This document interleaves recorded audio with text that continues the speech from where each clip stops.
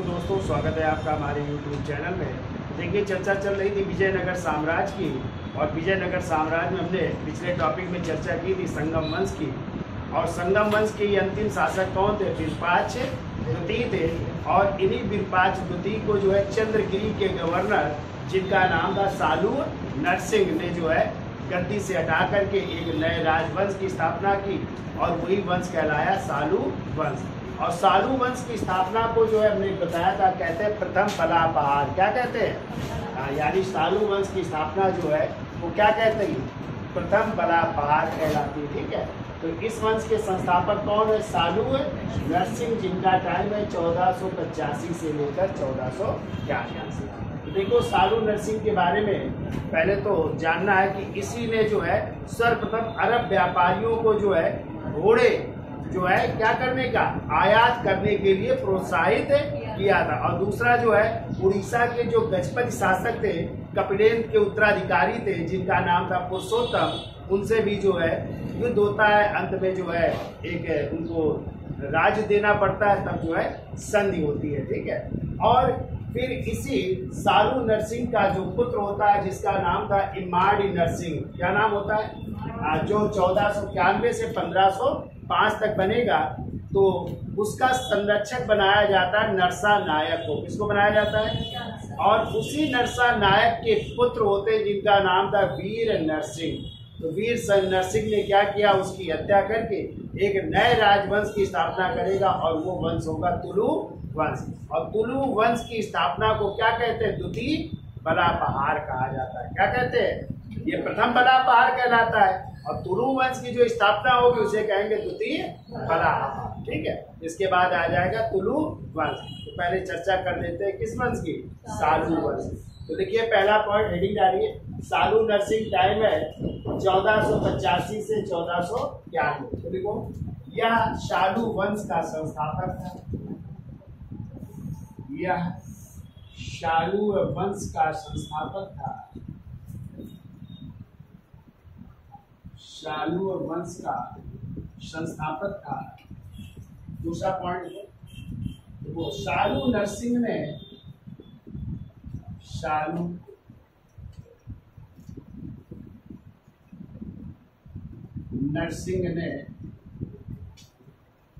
सेना को शक्तिशाली बनाने के लिए, सेना को शक्तिशाली बनाने के लिए, सेना को शक्तिशाली बनाने के लिए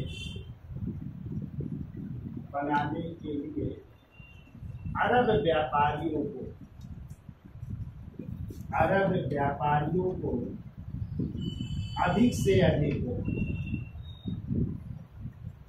अरब व्यापारियों को अधिक से अधिक घोड़ों को आयात करने के लिए, अधिक से अधिक घोड़ों को आयात करने के लिए, घोड़ों को आयात करने के लिए प्रलोभन दिया है, करने के लिए प्रलोभन दिया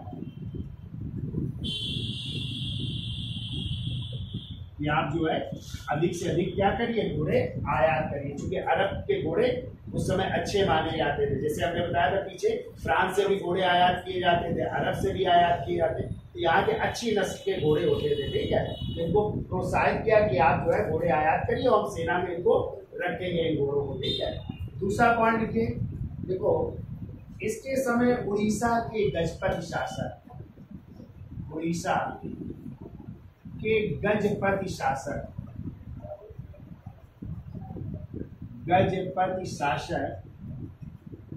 व कपिलेंद्र के उत्तराधिकारी, कपिलेंद्र के उत्तराधिकारी,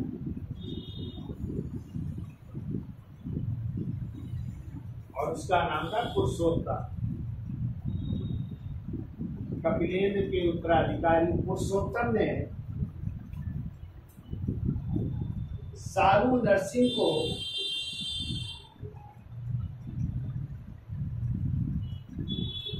शालू नरसिंह को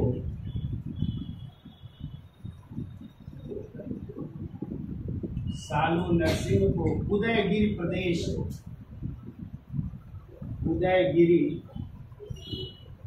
प्रदेश देने के लिए,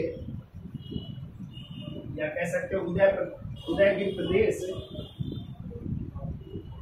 देने को कहा। उदयगिरी प्रदेश देने को कहा। अतः उसे पराजित करके, जब नहीं दिया उसने तो उसे पराजित कर रहा है। देखिए, अतः उसे पराजित करके उसे बंदी बना लिया। पराजित करके उसे बंदी बना लिया।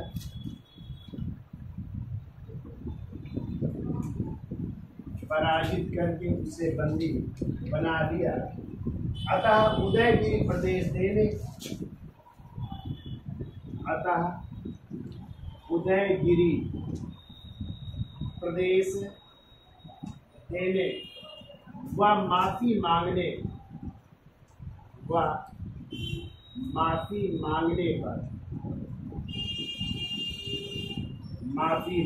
पर पुरुषोत्तम ने शालू नरसिंह को मुक्त किया।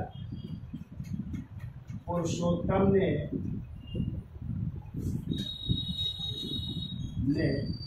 शालू नरसिंह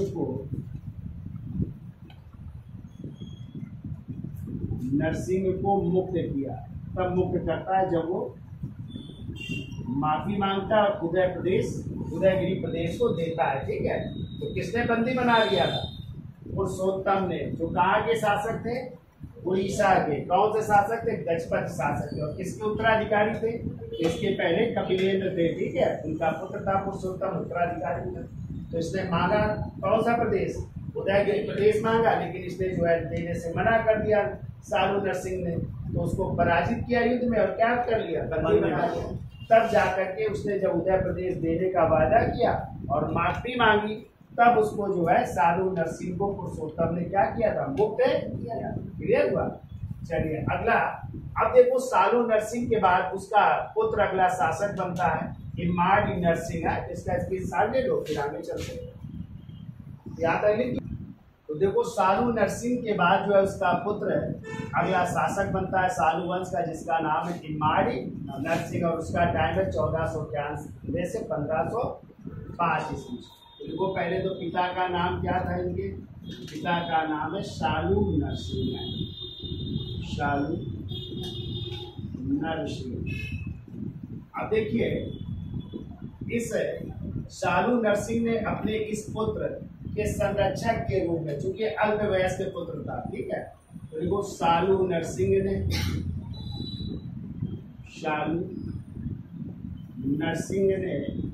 अपने अल्पवयस्क पुत्र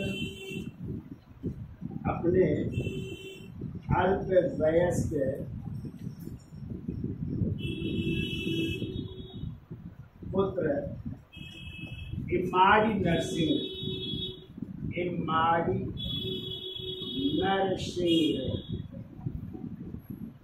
के संरक्षक के रूप में, इमाड़ी नरसिंह के संरक्षक के रूप में किसको नियुक्त किया? नरसा नायक को नियुक्त किया। ठीक है, और इसी नरसा नायक के पुत्र वीर नरसिंह ने, और इसी नरसा नायक के पुत्र वीर नरसिंह ने 1505 ईस्वी में 1505 ईस्वी में इमाड़ी नरसिंह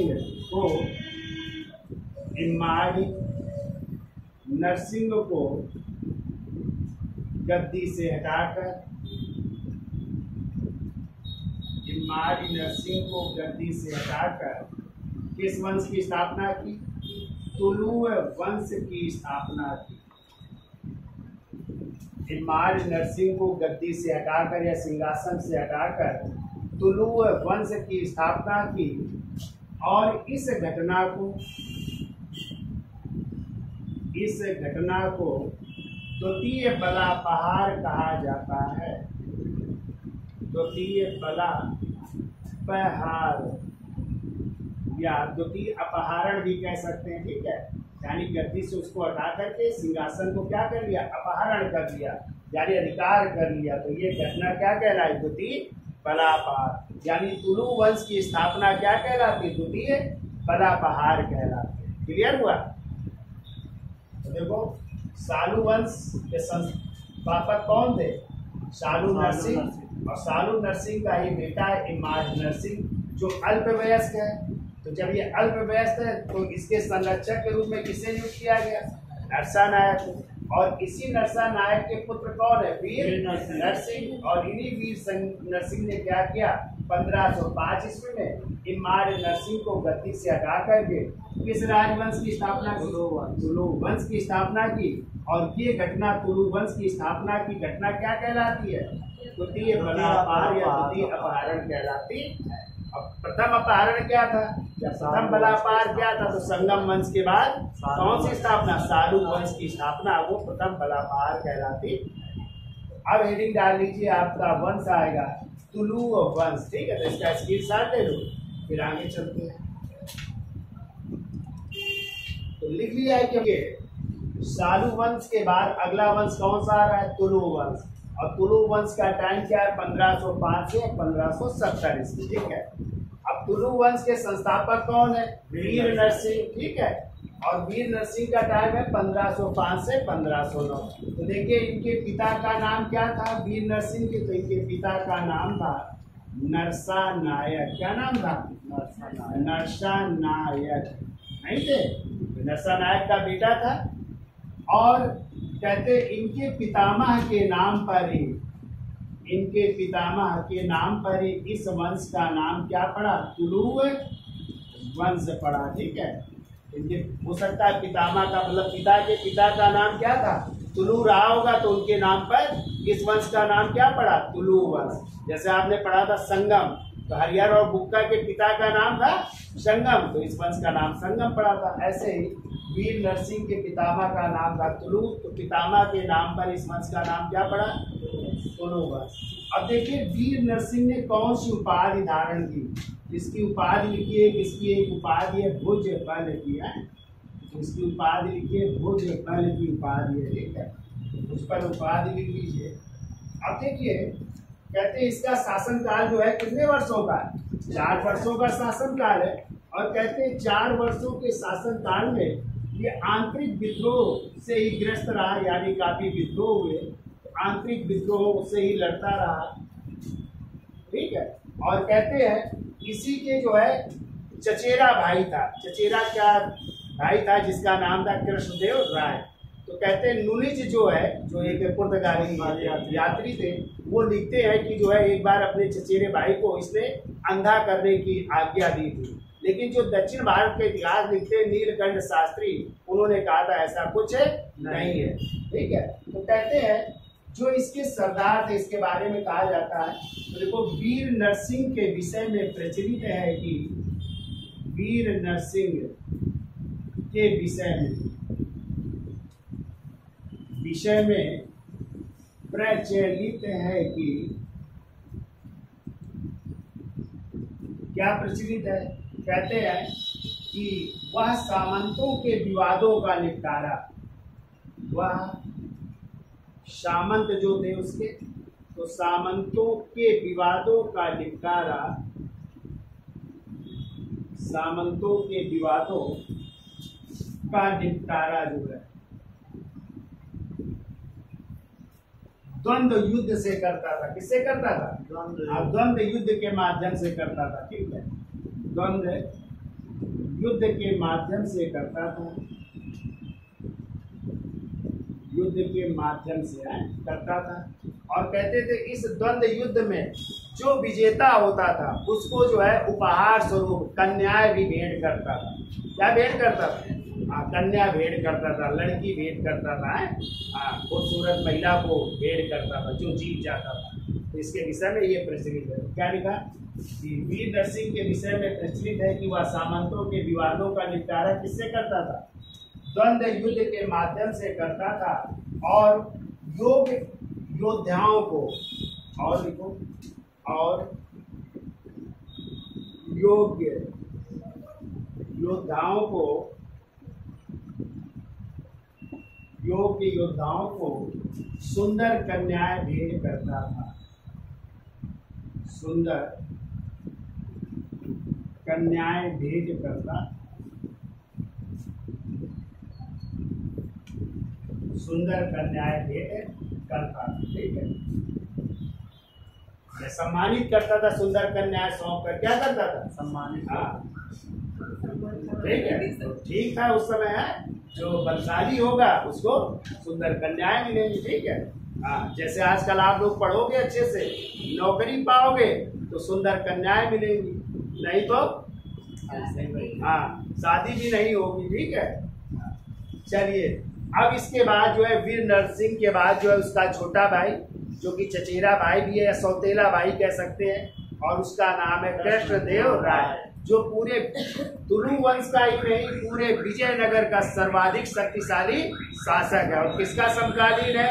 मुगल बादशाह बाबर का समकालीन है।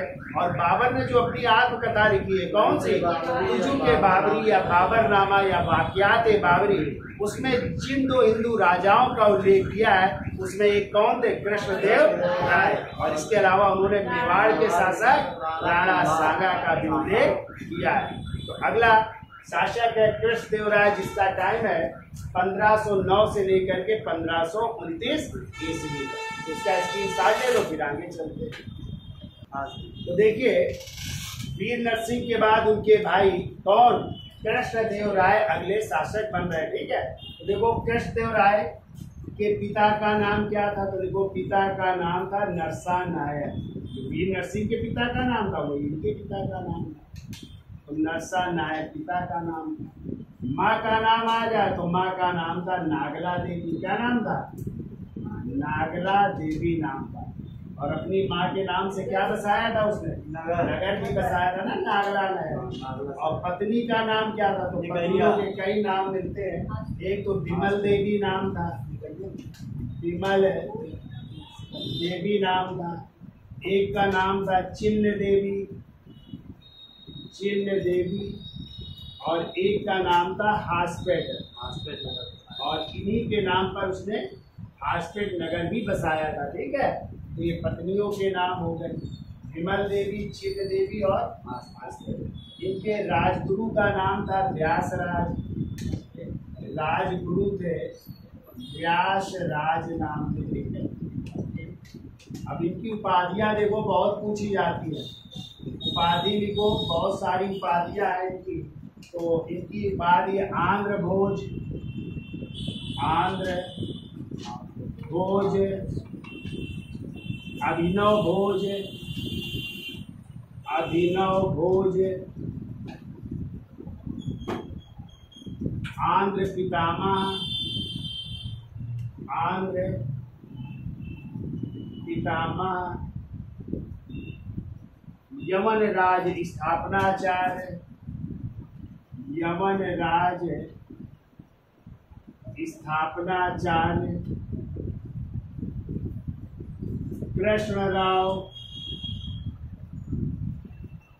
मकाकाव। तो इस तरह बहुत सारी उपाधियां थी। आंध्र भोज, अभिनव भोज, आंध्र पितामह, कृष्णराव मकाकाव, आंध्र पितामह, यमन राज स्थापनाचार्य। और था विष्णु चित्त भी थी, एक और कई उपाधियां थी, विष्णु चित्त भी थी। तो ये इनकी उपाधियां, ठीक है। अब देखो, इनका राज्याभिषेक कब हुआ था? तो राज्याभिषेक हुआ था जन्माष्टमी के दिन, ठीक है। तो राज्याभिषेक होता है 8 अगस्त 1509 को, 8 अगस्त 1509 को। और इस दिन पड़ा था जन्माष्टमी का दिन था, कृष्ण का जन्म दिवस था। जन्माष्टमी के दिन इनका राज्याभिषेक हुआ था, ठीक है। याद हो जाएगा। पिता का नाम क्या था? नरसानायक। माँ का नाम नागला देवी। पत्नी का नाम विमल देवी, चित्र देवी, हास्पे, राजगुरु व्यासराज, त्रिपादिया, आंध्र भोज, अभिनव भोज, आंध्र पितामह, यवन राज, स्थापनाचार्य, कृष्णराव, मकाकाव और विष्णु चित्र। राज्याभिषेक होता है 8 अगस्त 1509 को जन्माष्टमी। देखिए कृष्णदेव राय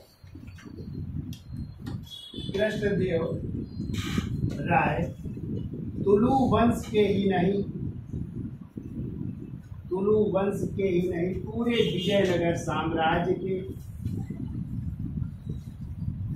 विजयनगर साम्राज्य के सर्वाधिक शक्तिशाली शासक थे।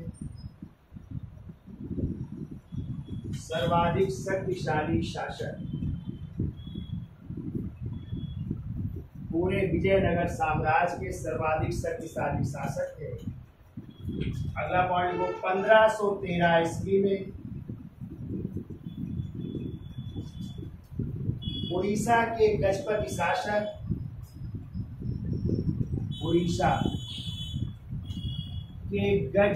शासक और उनका नाम था प्रताप रुद्रदेव को पराजित कर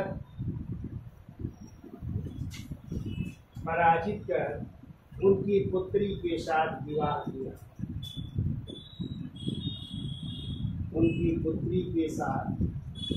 विवाह भी हो रहा है, ठीक है। तो उड़ीसा के गजपति शासक कौन है? प्रताप रुद्रदेव। इसके पहले पुरुषोत्तम थे, ठीक है। अब कौन हो गए? प्रताप रुद्रदेव को पराजित कर उनकी पुत्री से विवाह किया।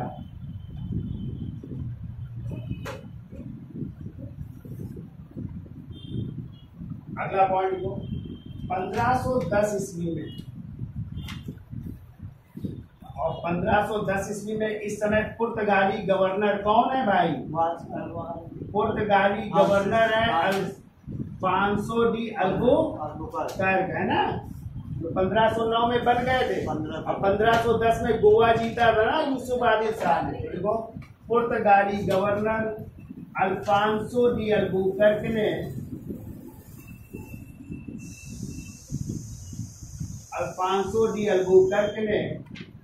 फादर लुई को, एक पादरी थे जिनका नाम था फादर लुई को कृष्णदेव राय के दरबार में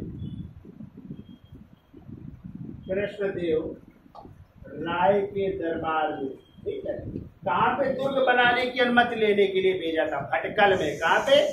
आप देखो अल्बुकर्क ने फादर लुई को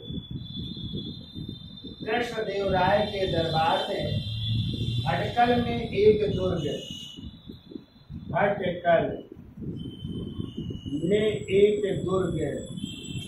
दुर्ग का मतलब कारखाना भी कह सकते हैं या फैक्ट्री कह सकते हैं। तो दुर्ग या कारखाना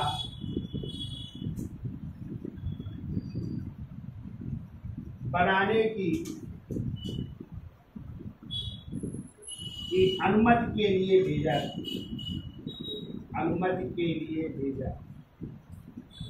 तो इनको अनुमति मिल जाती है इनसे, ठीक है, कि आप जो है कारखाने या दुर्ग का निर्माण कर सकते हैं, ठीक है। इसका स्क्रीनशॉट ले लो, फिर आगे चलते हैं।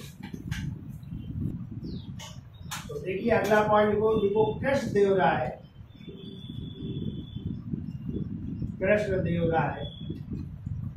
का युग तेलुगु साहित्य का स्वर्ण युग माना जाता है, या तेलुगु साहित्य का स्वर्ण युग था, ऐसा नहीं। तेलुगु साहित्य का स्वर्ण युग था, यानी किसका विकास हुआ? तेलुगु साहित्य का विकास हुआ, ठीक है। अब देखो कृष्णदेव राय ने भी कई किताबें लिखी। देखो कृष्णदेव राय ने नंबर 1 लिखो आमुक्त मालयद, किस भाषा में लिखी? तेलुगु भाषा में, ठीक है, तेलुगु भाषा में लिखी उसको। और ये राजनीति और प्रशासन पर है, ठीक है। राजनीति एवं प्रशासन की जानकारी इससे मिलती है। तो ये लिखी पहली किताब। दूसरी किताब इन्होंने जो है संस्कृत में लिखी जाम्बवती कल्याणम है। जाम्बवती, सही है ना? जाम्बवती, जाम्बवती कल्याणम इस भाषा में लिखी, संस्कृत में, ठीक है। और तीसरी किताब इन्होंने लिखी उषा परिणय। उषा परिणय यानी इसमें उषा और अनिरुद्ध राजा थे ना, उनकी प्रणय कथा को दर्शाया गया है, और ये भी उन्होंने संस्कृत में लिखी है, ठीक है। तो क्या लिखा? कृष्णदेव राय ने तेलुगु भाषा में आमुक्तमाल्यद तथा संस्कृत में जाम्बवती कल्याणम और उषा परिणय नामक ग्रंथ की रचना की। अगला पॉइंट को, कृष्णदेव राय के दरबार में, कृष्णदेव राय के दरबार में कौन निवास करते थे? अष्टदिग्गज। अष्टदिग्गज निवास करते थे। और अष्टदिग्गज क्या थे? 8 तेलुगु कवि थे, ठीक है। 8 तेलुगु कवि थे। पूछा जाता है अष्टदिग्गज कौन थे? तो 8 तेलुगु कवि थे। और अष्ट प्रधान आ जाए तो शिवाजी की मंत्रि परिषद के सदस्य। देखो, कृष्णदेव राय के दरबार में अष्टदिग्गज यानी 8 तेलुगु कवि निवास करते थे, जिनमें कौन प्रमुख थे? वो प्रमुख थे इस समय पेडन्ना। कौन थे? पेडन्ना। और पेडन्ना ने किताब लिखी मनुचरितम। कौन सी लिखी है? मनुचरितम के लेखक भी हैं, ठीक है। दूसरे रहते थे तेनाली राम। का नाम सुना है? तेनाली राम की कहानी आप लोगों ने पढ़ी होगी, ठीक है। और तेनाली राम की पुस्तक है पांडुरंग महात्म्य। कौन सी है?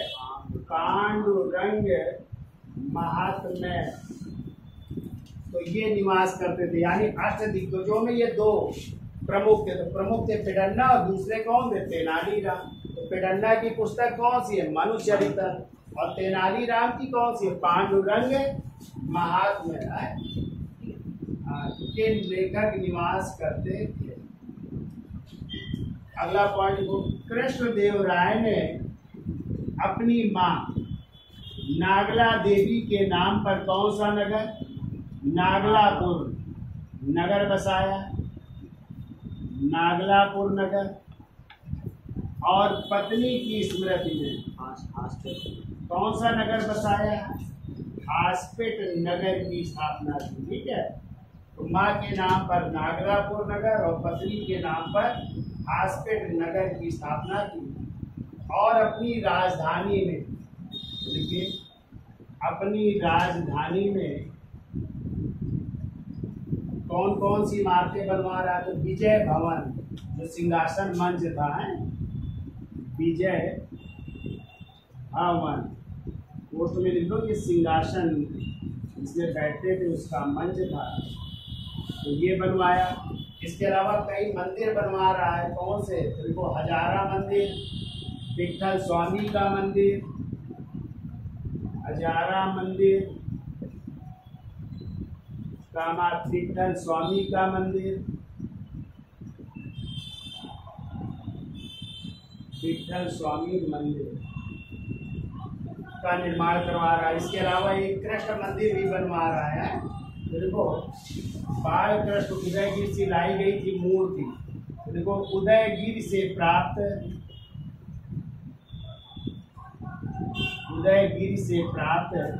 बाल कृष्ण की मूर्ति, बाल कृष्ण की मूर्ति स्थापित कर कृष्ण स्वामी मंदिर का निर्माण करवाया। कृष्ण स्वामी मंदिर का भी निर्माण करवा रहे हैं, ठीक है। उनको उदयगिर से प्राप्त बाल कृष्ण की मूर्ति स्थापित कर कृष्ण स्वामी मंदिर का निर्माण करवाया। अगला पॉइंट को, वो कृष्णदेव राय वैष्णव धर्म का अनुयायी था। वो वैष्णव धर्म का अनुयायी होने के कारण कौन सी पूजा शुरू करवाए? विठोबा पूजा है, विठोबा पूजा प्रारंभ करवाए। तो वैष्णव धर्म का अनुयायी होने के कारण, वैष्णव धर्म छोड़ तो वैष्णव धर्म का अनुयायी होने के कारण कौन सी पूजा शुरू करवाई? विठोबा पूजा की शुरुआत की।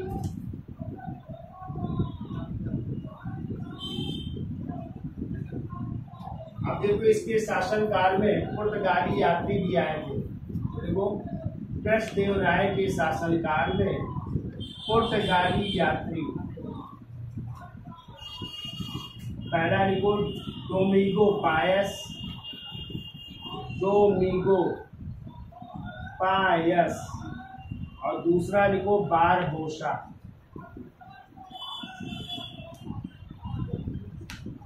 देखो कृष्णदेव राय के शासनकाल में पुर्तगाली यात्री डोमिंगो पायस और बारबोसा ने भारत की यात्रा की, और बारबोसा ने सती प्रथा का उल्लेख किया है, और बारबोसा ने इसका उल्लेख किया, सती प्रथा का उल्लेख किया है। ठीक है।